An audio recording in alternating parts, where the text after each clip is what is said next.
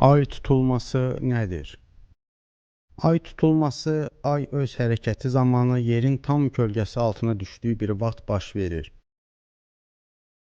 Bu anda ay, yer və günəş eyni xətt üzərində olurlar. Həmçinin bu zaman yer ayı günəşdən ayırır. Yəni, günəşlə ayın ortasında qalır və günəşin ayı işıqlandırmasına mane olur. Ay tutulması zamanı yer üzündən ayı qismən və ya tamamilə tutulmuş halda görmək olar.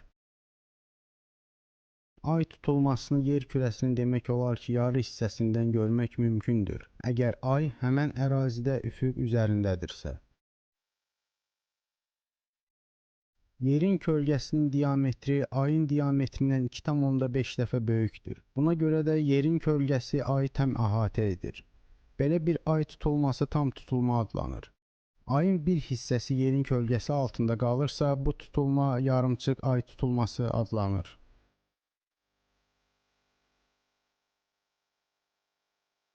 Hətta tam ay tutulması zamanı ay gözdən tam itmir və sadəcə tünd qırmızı rəngdə görsənir. Bunun səbəbi hətta tam tutulma mərhələsində ayın günəş şüaları ilə işıqlandırılmasına davam etməsidir. Lakin günəş şüaları yer atmosferində sınır və səpələnir. Bizim planetin atmosferi qısa dalğaları, yəni spektrum mavi və göy hissəsini udur. Spektrum qırmızı hissəsini isə sərbəst şəkildə buraxır. Ay tutulması zamanı məhz bu şüalar ayın səthinə düşür. Ona görə də ay tünd qırmızı rəngdə görsənir. Bu effekti bir növ günəş batdığı zaman günəşin tünd qırmızı rəngdə boyanması effektinə oxşatmaq olar. Bu sadəcə ay tutulması barəsində çox qısa bir informativ məlumat idi.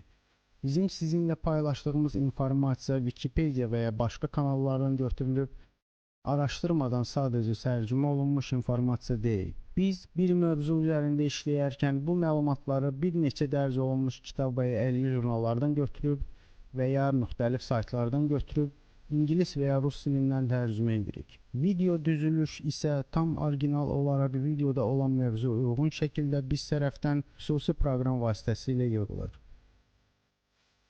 Əgər videonu bəyəndinizsə, kanala mütləq abunə olun.